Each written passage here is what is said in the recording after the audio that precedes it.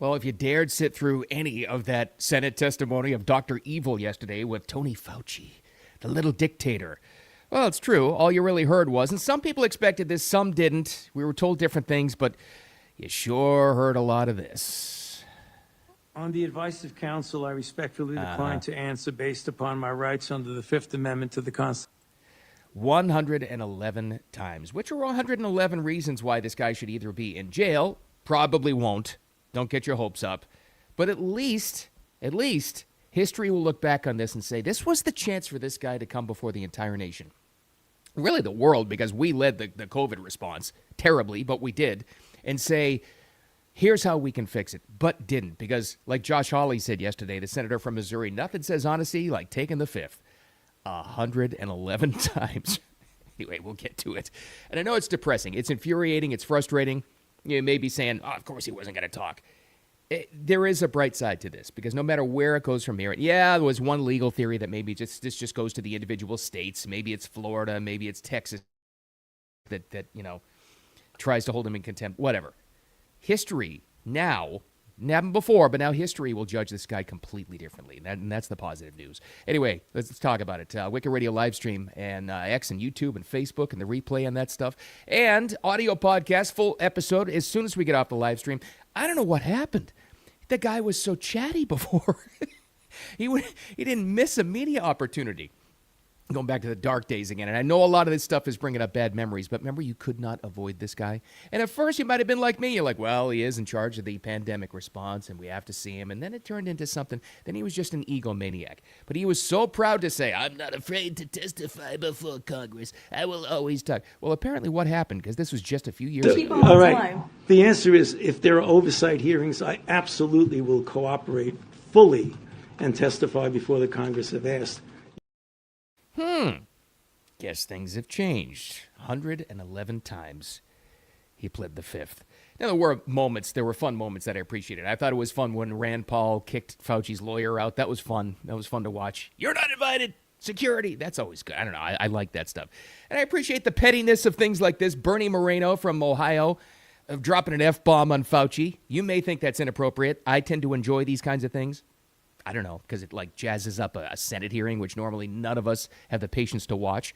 But I enjoyed it because I think it expresses, and I guess he was kind of like a conduit expressing the frustration that most of us felt during this whole time. So I kind of like this. Here I am sitting in front of you 6 years later saying, who the do you think you were for doing that? Dr. Fauci, did the CIA ever I enjoy that stuff. I don't know. Maybe you have a different. And then going back to Josh Hawley for a second, he played this game, which actually is people were scratching their heads going, what is he doing? Why do they keep asking this question?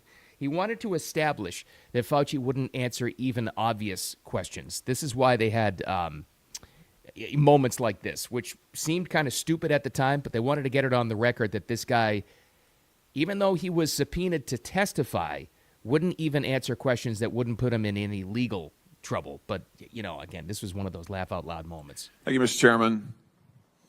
Well, nothing says honesty like taking the fifth, huh, Doc? Let's try something. What day of the week is it today?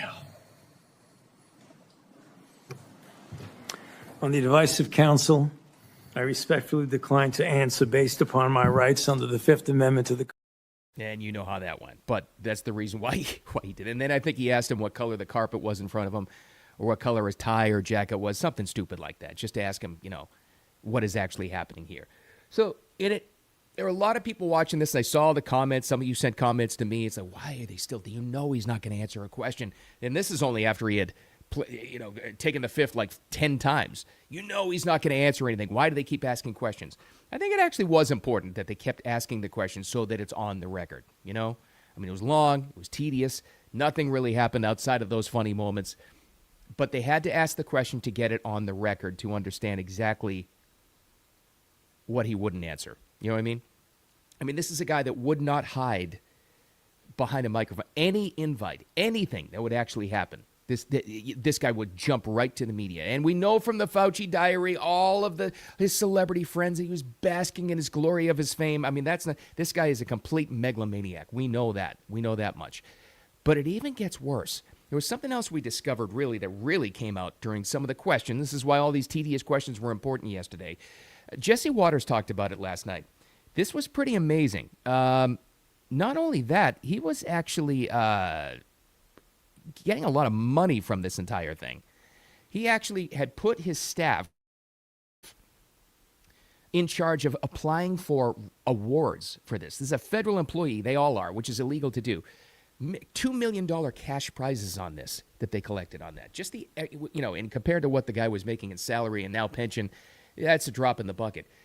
But it speaks to the arrogance of exactly what this was, which is just absolutely unbelievable.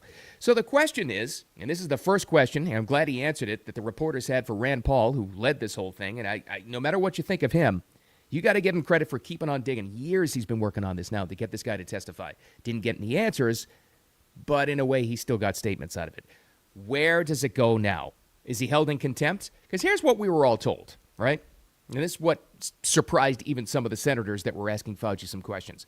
Wait a minute. He got this preemptive pardon from Biden. Nothing suspicious about that. But that doesn't mean he can't answer questions about things that happened after the pardon. That's what they were trying to get at. And he still wouldn't answer those questions. Are you held in contempt then? Are you? Well, they're at least going to look at it. Is anything going to come from this? Who the hell knows? But here's what Rand Paul said on how we go from here. Paul, now live. There is an argument. This has probably never been tested legally. If you've been granted complete immunity, we didn't grant him immunity, but the President Biden granted him complete immunity. With the grant of immunity, do you still need Fifth Amendment protections, or do they apply?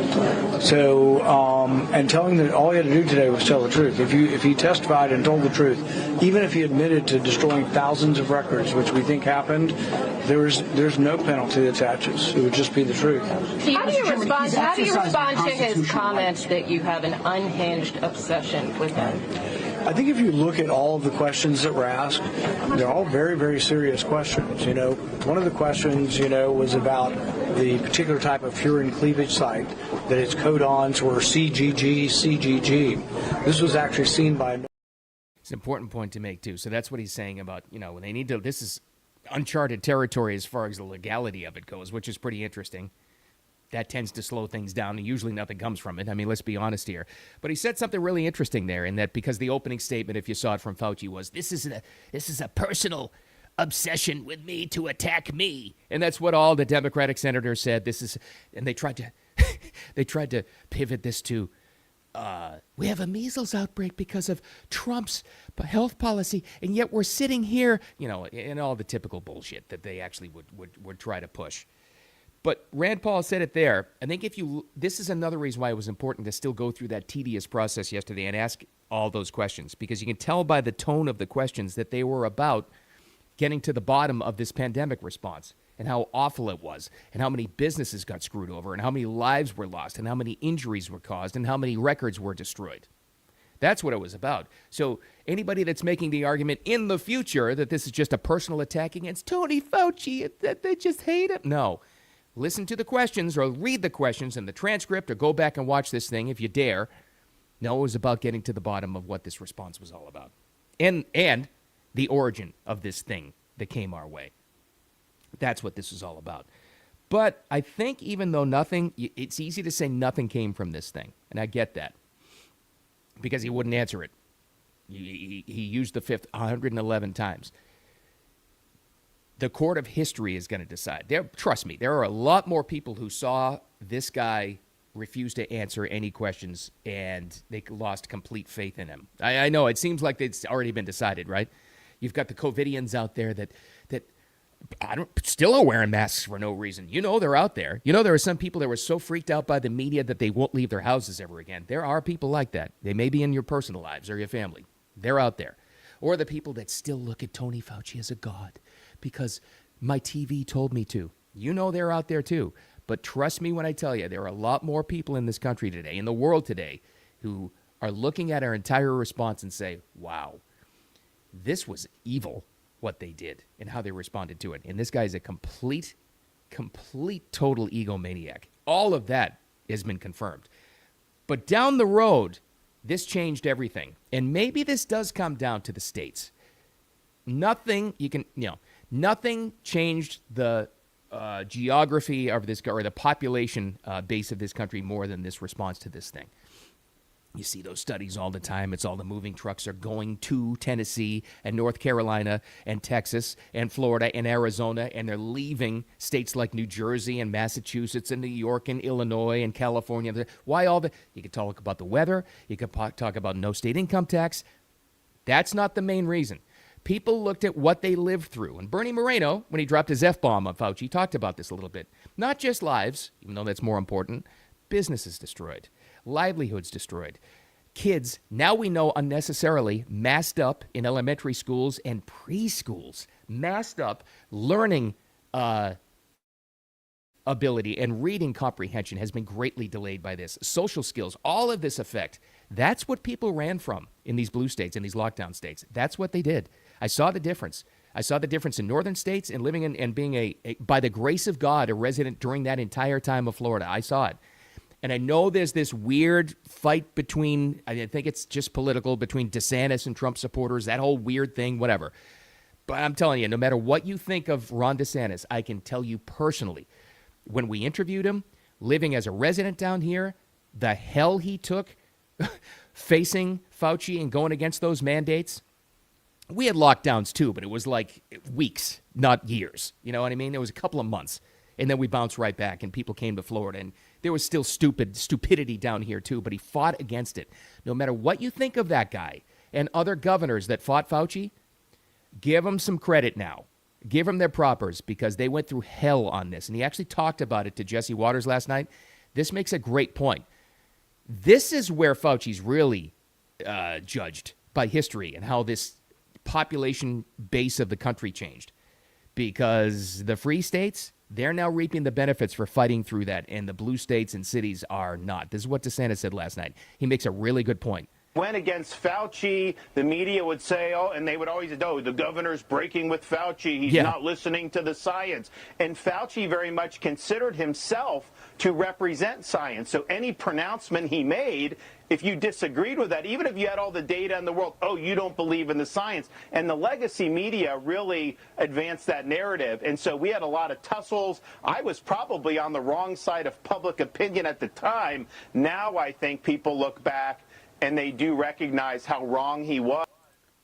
He just summed it up right there. DeSantis is you may not like him because he dared run against Trump, last time around until his campaign blew apart. But I'm telling you, I just saw it personally. This guy fought every bit, and he was. There were so many people down here and in the local media calling him "Run, death sentence." and the media would attack him, and they used to come down. All the mainstreams would come down to the villages. A big retirement community just outside of Orlando, and they would actually do street reports saying his lack of mask mandates is going to kill all these people. And then he had another policy where he was when they did have the vaccine, getting it to older folks first because they were the most vulnerable. It's racist. Everything in the book, and there were other governors too that dared fight Fauci, dared fight the science that faced all that. I'm just telling you, he said it right there in the end. Now history looks back. Now people look back and they said, now we get a clear view. Now the final judgment's there. Legal or not, courts or not, held in contempt or not, the court of public opinion has decided, and that was the final piece of evidence yesterday with Dr. Evil, Dr. Death refusing to answer questions 111 times. That's the final piece of evidence there. We look back at this now and we get a very clear picture of who was right and who was wrong. And why? Why just not forget about it? So that we don't go through this again. That's why. And so our kids don't, our grandparents don't. A couple of senators yesterday said some sort of a pandemic is coming again. Something will come down the road. Let's hope to God we learned our lesson and don't let these maniacal tyrants take care of it again. It's one thing to not know how to respond to a pandemic, but then all the questions that were raised about how it started in the first place and how we responded to it, where it was unnecessary, tyrannical policies just to see how far they could go, that we know now. We know that. Let's hope it never happens again. So as annoying as it was, even if you were stupid like me and you sat through this whole hearing yesterday, as annoying as it is to hear this little bastard not answer questions 111 times, it was important to get those questions asked. It was still important to go through the process so that we could look back this and say, yep, there you go. There's your answer. Because it would have been different if he told the truth. He didn't. Not the whole time. And yet, like I said in the beginning, he was so chatty before. I wonder what happened. You think we have a lot more evidence now? Yeah, absolutely. All right, so that's that. Let's not talk about Fauci for a while unless he's going to jail, which is, by the way, not likely. But let's see what happens. Court of public opinion decided, and let's make sure this doesn't happen again.